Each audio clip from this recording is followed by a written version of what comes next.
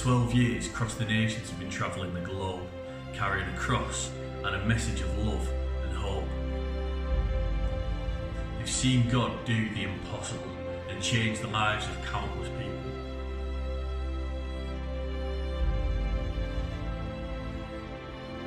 People think that miracles are just a work of fiction, but it's time now for people to hear the truth. It's time for people to hear the story of Cross the Nations.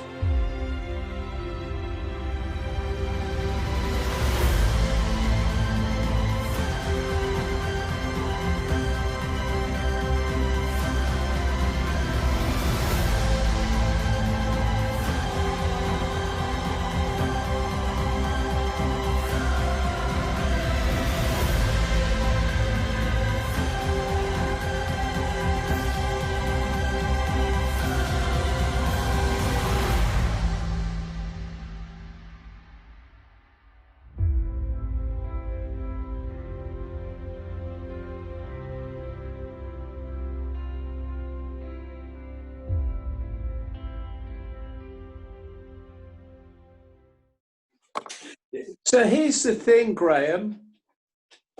I was a pastor in the UK, in London, and I'd seen Mike on YouTube walking with a cross, and I was concerned for his mental health. Mike and I had known each other. We've known each other over 30 years now. We met at Birmingham Bible Institute. Mike came in 1989. I was there in 1988. And we were really good mates. I was at his wedding, we were good mates. But in those days, there wasn't any internet, believe it or not, and we just lost touch.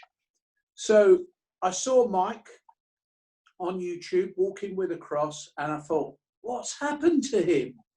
So I got in touch with him. We met up, and long story short, he was preaching in Wimbledon. I was living in Epsom at the time. And after his preach, him and his family came over to our house for Sunday lunch. And we just picked up immediately kind of where we'd left off, nearly 20 years previous. And the great thing was Mike started telling me these stories. Now, I was a pastor of a church, and things were going great, and I was very happy. But if I'm honest, and Mike often talks about this, sometimes we dial down Christianity and faith to what we can do. What resources have we got? What people have we got? What money have we got? What giftings have we got in the church? And we look at that and think, well, yeah, we could do this or we could do that. And here was Mike telling me stories that are like way out of the comfort zone. And I was really intrigued, because I'll be honest with you, I've been pastoring for a long time. I loved evangelism. I loved doing alpha courses. And, if I wasn't leading the alpha course, I would be on it, because for me, seeing people coming to faith, seeing people getting saved, for me, that's one of the most thrilling things about the Christian faith. So I was more of an evangelist than a pastor, to be honest. So I was in the church. Things were going well. The church is growing, and I'm enjoying it, and I'm in a very happy in many ways.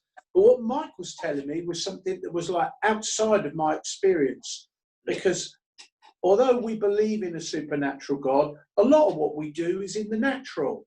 It is what we do in our own abilities, and there's nothing wrong with that. But God has called us to live, if you like, a higher life, to put our complete trust in Him. So I can remember Mike telling that story to me Sunday lunchtime. Monday morning, I was in a leaders meeting, 7 a.m. I was telling the same story to the guys in our leaders meeting, and we're all going, wow, isn't that amazing? Because it was outside of all of our experience as Christians, and probably in that room, we probably had 100 years of experience as Christians, and it was outside of what we knew. We believed it, but it was outside of what we'd experienced ourselves. So I got in touch with Mike and said, look, Mike, it's not that I don't believe you, but I'd really love to come with you and experience this and see this for myself. And I think Mike did a few walks. I think he went to Italy and Germany and different things. And eventually he was doing a walk in the Channel Islands, Guernsey and Jersey. Yeah. And I said, I'd love to come out with you. And he said, well, why don't you meet me halfway? I'll walk Guernsey and I'll meet you in Jersey. And I said, yeah, all right, I'll meet you in Jersey. So I was all like dead serious, set up. I remember I went to the airport, took no money. I wish I had, because I was really hungry at the airport, thinking, oh, I could do with a lunch before I come. Yeah. And I'm like looking round on the floor, seeing if anyone's dropped any change, yeah, and all this kind of malarkey. Anyway, so I get on the plane. I don't even know if Mike's going to be there. Do you know what I mean? I'm landing at Jersey Airport. He knows what time I'm landing, but whether he's going to be there or not, I don't know. Anyway, I land, I come through. It's quite a small airport. Mike's there waiting for me. I'm really relieved. Yeah. Of course, I'm really excited. I brought all the wrong gear. I went in sandals, no walking boots. Mike thought that was hilarious. So I get the cross on my shoulder. Come on, then let's go. And Mike tells me straight away. He says, "Oh, mate, I've just been invited to somebody's house for dinner." And I went, "Oh, brilliant!" And I said, "I've asked if you can come too." So anyway, we literally walk quarter of a mile, half a mile from the airport, not very big distance. And we're at this house, lovely couple. It's a lovely summer's evening in June. We're having like a meal in the garden. And I'm thinking, mate, this crosswalking lark, it's all right. And it's great. And we had a tremendous time with this couple.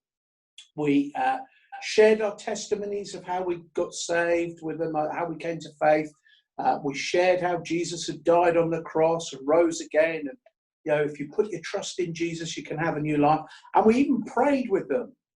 Wow. And then I'm guessing it was about 10 in the evening. It was just kind of starting to get dark. May have been a bit before that, maybe 9:30. Anyway, we left their house and said goodbye to them. Now, here's the thing. If I knew then what I knew now, I would have realised that something was amiss. Okay, that something had gone wrong. Because here's the thing. Mike had told me that story and lots of other stories as well. And his testimony to me was, I've done these walks with no plans, no monies, and I've never had to sleep in the open air once. And I was like, that's amazing. Anyway, so we walked down into the main town in Jersey. Is it St. Peter Port? I can't remember. Anyway, it's the main town. And we're walking around. And by this time, it's dark. We're talking 10:30, 11, 11:30 at night. And we're walking around. And Mike says to me, Al, I don't think we're going to find somewhere tonight. And we stopped on the seafront by the beach in one of these shelters. You know, one of these kind of shelters with the glass windows. You know, you can imagine some pensioners sat there with blankets over their legs, you know, enjoying the view and whatever. We're stopped in one of these. It's gone midnight. And Mike's telling me, I don't think we're going to get anywhere tonight. And I said to him, but you told me that God provides for your needs and you've never spent a night in the open air. And he said to me, he said, that's right. But then you came along. And it was as if I'd ruined it. I was calling him a con man. And he was saying, no, you've jinxed it. Anyway, we laughed. And we laughed so much. And we had a real good catch up. And we were talking and chatting. But I kid you not, it was about 3 o'clock in the morning. There was a thunderstorm, right? We didn't get wet, but the wind was blowing sand in our faces and all this lot. After about 2 or 3 hours, it wasn't funny anymore. Do you know what I mean? It was like, oh man, what have I done? Yeah. Anyway, at first light, we kind of come around. I think I did actually get some kit, maybe an hour, I don't know, rucksack under my head, led on a bench kind of thing. We found a cafe that was open. Mike had enough to get a couple of bacon rolls and some coffees. And I was thinking, how is this going to pan out? Anyway, we pitched up an Elim Pentecostal church. I remember there were two pastors there. One was quite suspicious of us and one was quite friendly. And we went in. They had like a cafe, like a bit like the hub that you've got at your church.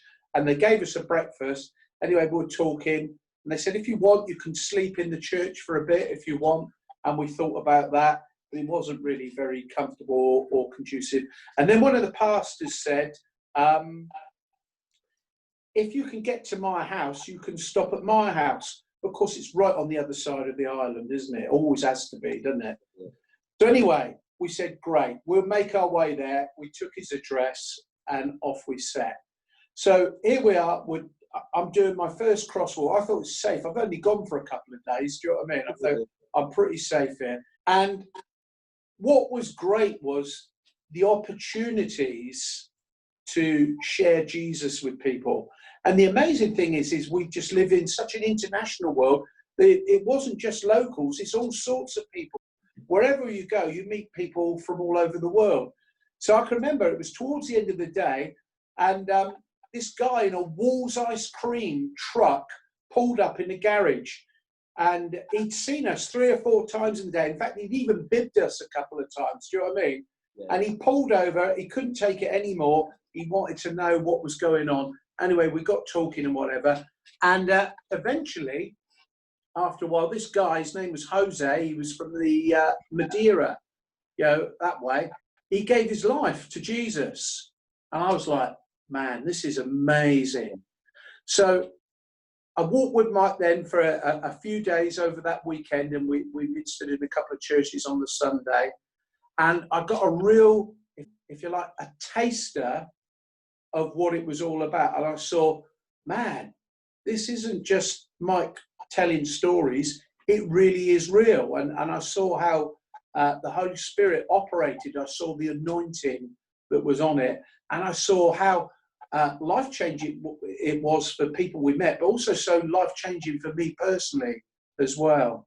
Yeah, because I think, Mike sort of eased into it a little bit, didn't he, with carrying the flag? I mean, you say eased into it, he still walked the length of the country, but he started off with provision, and then he eased himself into then having no provision, and you just went straight into that craziness. And it's so funny, isn't it? Because I think, am I right in thinking that since then, have you ever had to sleep in the open air again? No, never have.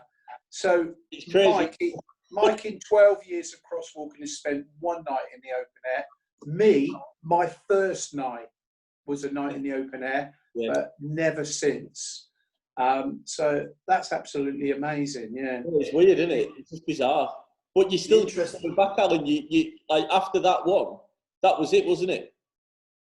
Yeah, it was. I mean, to be honest, to be really frank, I had a season of personal crisis during that time of who am I?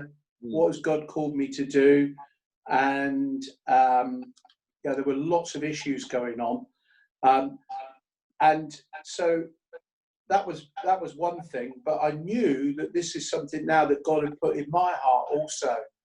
So I joined Mike the following year, then in April the following year, to walk across Poland from Warsaw in the east of Poland, all the way across Poland to the border, and then across to Herrnhut in Germany, which is East Germany. It's a day's walk across the border. In fact, Graham, you joined us for that last day, didn't you? Sounds quite familiar, that one. Yeah. Yeah.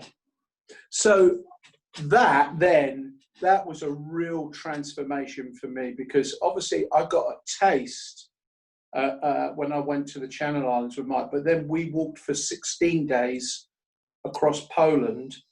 And the thing that struck me really was that the gospel works all over the world. It's powerful. And, one of the things people say about the UK and Europe is they'll say things like, it's post-Christian, people don't really have any faith anymore, it's secular, it's all about science, people aren't really interested in God. And the truth is that that's not the case at all. There's a real hunger all over the world, and even in Europe. And so, one of the things that excites me is that we will go to places that are meant to be tough, resistant to faith, that people aren't interested, and we want to go there.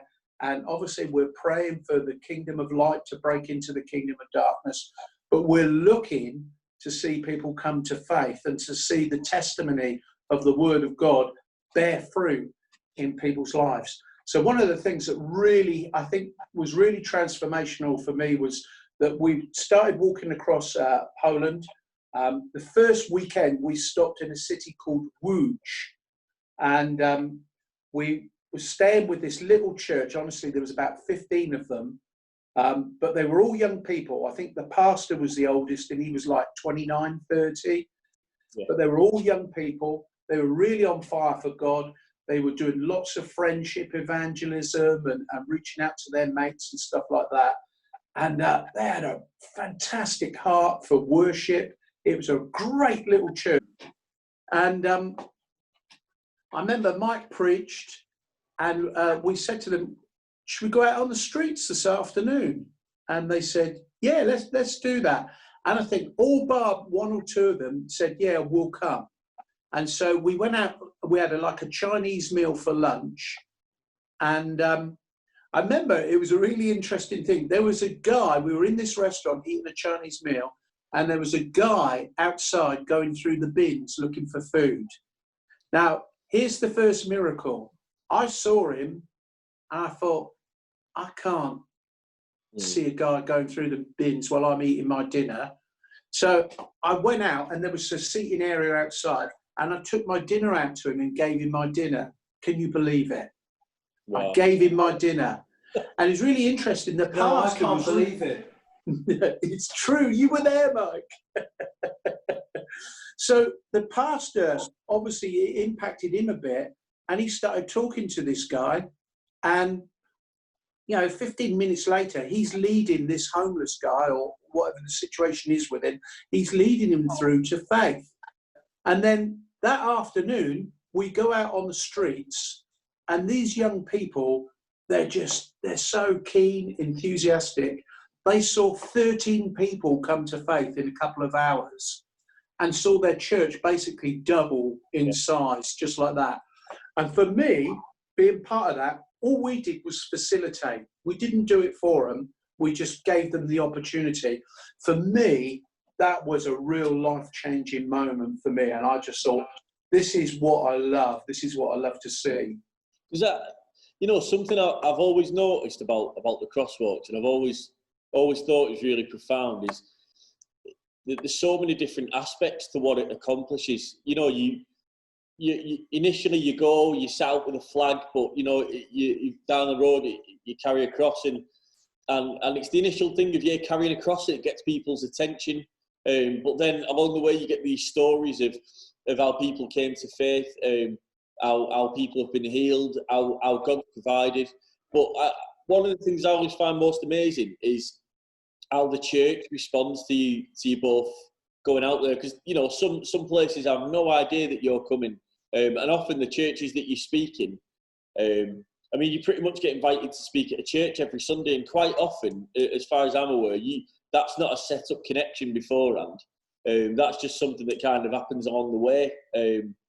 But what's profound is, like you've just been saying, it's like, who'd let two guys walking with a cross randomly just come and step into the church, into the pulpit, or even to come and do a bit of teaching or training. You don't know really much about these fellas, but it's just like it's like the grace of God, because you don't just go and teach or do a bit of a sermon, or just share your testimony. You kind of equip people to evangelise. And like you're saying, you go out for a meal with a bunch of people, but you end up, sort of setting up an appointment for the pastor to lead somebody to the Lord. And I just think it's amazing how God uses you to encourage the church and to really sort of that aspect. Yeah, it's funny, isn't it? I have this constant conversation with the Lord. God, can I just organise the whole thing before I go? communicate with pastors of churches, so I know which church I'm going to be preaching at. They know a bit about me. They've got time to check me out, websites and all the rest of it. Can we just organise this itinerary a bit like normal ministers do? But, you know, the whole point of this way of doing things is that we completely place our lives in God's hands, and our steps are in his hands. Yeah. And because we don't have anything, we're having to rely on God, depend on God. And oftentimes we're going with the flow. We're getting into cars that are not necessarily roadworthy. We're putting our trust in drivers' hands that drive crazily, that think the white line in the middle of the road is a third lane. You know, we're constantly trusting, going with the flow, ending up in people's houses, strangers' houses. They don't know us, we don't know them. But on the walk that Alan first came with me to the Channel Islands when we met in Jersey, that first night at the pastor's house, remember he said, if you can make it to my home right over the other side of the island, you can stay with us. That was God ordained. Yeah. Because they were a lovely couple, but clearly had gone through a lot of pain. And the ministry had struck them quite a few blows. And we could see the pain, you know, especially in the pastor's wife's face. And we could tell that, you know, that she'd, that she really needed God to come and set her free from a lot of pain, a lot of disappointment, perhaps, a lot of things she'd been through, they'd been through as a couple. But Alan and I, this was our first proper reunion, I guess, where we could spend time catching up with what we've been doing for the last 20 years apart from each other since we both left Bible college and went our separate ways. But we was always good mates at Bible college. But it's like we picked up from where we'd left off, and we were laughing a lot. We were remembering things and talking about stuff and telling stories and laughing together. And you know, we became very, very close, good mates, like brothers, very, very quickly. And our relationship as mates, as brothers, was, I think, infectious and contagious. And when we went into people's homes, especially the home of a pastor, God used us to bring that environment with us. And very often, you know, we could see, you know, pastors and pastors' wives begin to relax and begin to sort of like share, get things off their chest and tell us about things that they could never tell anybody else. And here's two guys, we don't know where they've come from, we don't know where they're going, probably never likely to see them again. But whilst we're, you know, two blokes walking with a cross, we had at the time, you know, over 50 years of full-time ministry experience between us, of pastoring churches, of leading various ministries. And so these guys were able to talk to us and share with us, and we were able to minister into leaders' lives and pastors' lives. And it's a privilege very early on. And like you say, there's so many different aspects across the nations. And one of them, which we've come to realize, is that we get to minister to leaders and to pastors and to help them and to befriend them and have a laugh with them, and so they can relax.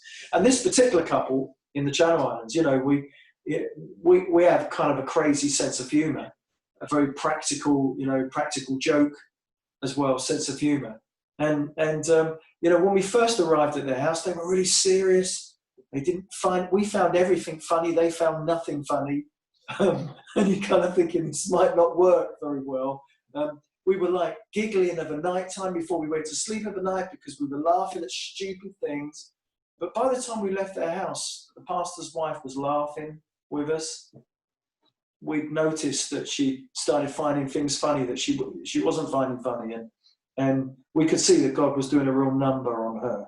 Yeah. And a lot of stress and a lot of pain came out of her life before we left. Because, you know, like, I remember when Mike started the Crosswalks and stuff, like, you know, and you know, you'd have different people jumping in at different times, Mike, and I suppose in that way it was refreshing. But I think I think I'm right in thinking that it probably really changed when Alan came along, not just to sort of carry that extra load and to the cross, but the banter and that aspect, because I went through. I don't know if I should even mention this or not, but when I went, I did the last. I did the last day of your Poland to Germany crosswalk across from Poland into Germany with you. And I remember, right, you stitched me right up because Mike had said, "Oh yeah, come out and do." I was interning at Mike's church, and he said to me, "Come and come and just walk over, come over and walk over the border with us. Just a quick hop over the border. Just won't be very long." So I got on the plane, got out there, and I remember turning up in the van all excited, and I'd got like ankle socks on and stupid trainers and like stupid shorts, just thinking, "Oh yeah, just a quick 5 miles over the border." And as I'm driving in this van, coming. I was essentially driving in the route that we would have been walking. I was sort of coming the opposite direction from Hernhook to where you guys were with the YWAM guys. And I remember being in the minibus and laughing with all these like young people from YWAM. And then the more and more that the journey's going on, I'm thinking, flipping it, we've been in this van for a while. Why? I thought it was only 5 miles. And in the end, it turned out to be 24 kilometres, didn't it? I think it was more than that. No, it was 24 miles. 24 miles, right? So all these years gone by, I still didn't know that. But I remember turning up and you two just laughing as soon as you got out the van because you could just see the horror on my face. And that horror continued throughout the day. It was my first day and I was all right at the beginning, but as the day went on, it got worse and worse. Decided to walk through a river, getting blisters. You warned me, but I still did it. I thought I knew better. All this kind of stuff. But the thing that I really remember was just how it can go. You can go from just having such a laugh and a joke and keeping spirits up to then all of a sudden ministering, like straight from the banter and then straight into ministering to someone. And often how actually the banter really helped in ministering to someone. And like you say, it really made him feel at ease. And I don't know whether that surprises people. Maybe people listening and stuff and watching. I don't know if it surprises them how much you actually manage to have a laugh on these crosswalks, as hard as it is, as grueling as it is. Like firsthand, I've witnessed the humour and stuff, how it keeps you going, but not just keeps you going, but actually really does open some doors at times for you to be able to minister into people's lives and stuff like that. How many nations would you say you've actually walked through now? I think between us we've done about 30 nations now, and the plan is we want to finish Europe. We want to do all of Europe, which is depending on your calculations about 55 nations. So there's still quite a long way to go. Yeah, because you don't always walk together. Sometimes you do the odd one by yourselves still. We sometimes I'll take a guy, an intern or somebody who's a younger fella at our church or somebody that knows us and would love to come and experience it. So Alan's taken a couple of young guys. I've taken a couple of young guys. We do that sometimes because it's an opportunity then to disciple people, to train and equip. Because, Alan and myself are not getting any younger. And we're about 54 now, and so we want to see another generation coming up and taking on this baton and running with it. Graham, I was just thinking about you when you were with me in Wales. Something happened to you, didn't it, when you were with the Cross the Nations? Yeah, it did. Yeah, mission through Wales. Something amazing. That's not evangelism, but transformation in your life. Yeah, it was amazing because I just finished at a Christian music college in Coventry called Nexus, and like me and my friend, we knew Mike, and we decided to, he invited us along on the crosswalk, and we went. And like I said before, we thought it was just going to be a bit of a chat and a laugh and stuff, and we knew that it would, we'd probably see something cool, but what shocked me was how much God sort of did in me. Like, I was expecting to go out and be doing loads of stuff, but God really sort of did a work on my heart and stuff, and really the times when we were walking, I was taught about things that I'd never really grown up knowing. about walking in the Holy Spirit and operating in the gifts of the Spirit and things like that. But I'd never, before the crosswalk, I'd never spoken tongues before. And it was something that we chatted about. I remember we were chatting about it along the way and stuff. I have to say, I had a lot of reservations. You know, I'd had a few bad experiences growing up with that, and feeling like people were trying to force me to do it at times, and I wasn't a proper Christian if I didn't speak in tongues and all this kind of stuff. And it really put me off wanting to at all.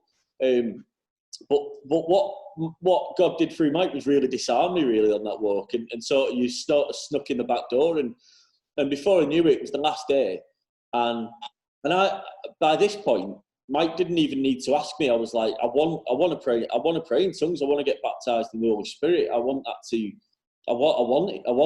I've sort of moved past this offence and this fear of it, and now I was hungry for it. And I remember we were in the camper van. We had a bit of an awkward worship moment. I think I tried to sing a song out tune, off key, what have you, but we had a moment. God turned up all the same, and we just all started praying, and it just started to happen, and I started to pray in tongues, and I remember going home and being transformed after that day. I remember in the weeks that followed that crosswalk, I was waking up in the middle of the night praying in tongues before it even sort of got to my senses. I'd wake up and catch that I must have been doing it in my sleep. People would tell me, "Oh yeah, we heard you praying in tongues last night in your sleep. It was really weird," and stuff like that. So whatever happened to me on that crosswalk, I kind of wasn't the same after that. And I just remember when we were in the camper van and it happened for you. We were praying and the Holy Spirit came and you started praying in tongues. We were all praying in the Spirit, and the camper van was rocking from side to side on the side of the road. It's like all the fools and horses, wasn't it, when they're in the van, when they've got all the money. But I think, you know, as I'm sure people watching and listening have realised, maybe they didn't know it before, but maybe they just find it out now. But there are so many different aspects to Cross the Nations. You're more than just two guys walking with a cross and being a symbol.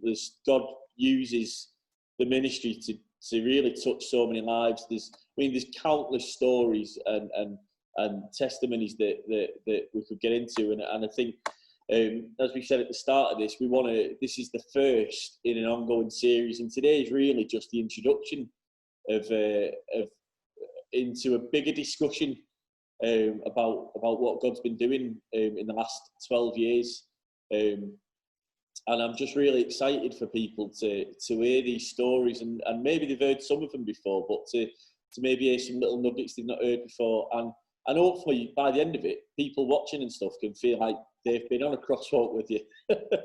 We'll make the experience that real for them. But we've got so many topics to touch on in the coming weeks, and so many different aspects that we want to talk about and stuff. And hopefully today is give people a little bit of an insight into, you know, the start of it, and we can really start getting into some nitty gritty from here, and some of the, because there's some pretty cool stories to come, I'm sure, and some pretty cool discussions coming up. I just want to say thank you to Mike and Alan very much for doing this and agreeing to it. And I think that's it for the first episode, fellas. Great. So cheers. Thanks a lot, Graham. Brilliant. So tune in next time, everybody. I hope that you've enjoyed watching Cross the Nations, the series, and hopefully it's inspiring you and showing you that God still works today. If you've got a story about how Cross the Nations has touched your life, or maybe you've met Alan and Mike along the way, please email us and let us know at hello@crossthenations.com. It'd be great to hear what God's done in your life, and tune in next time for another episode of Cross the Nations, the series.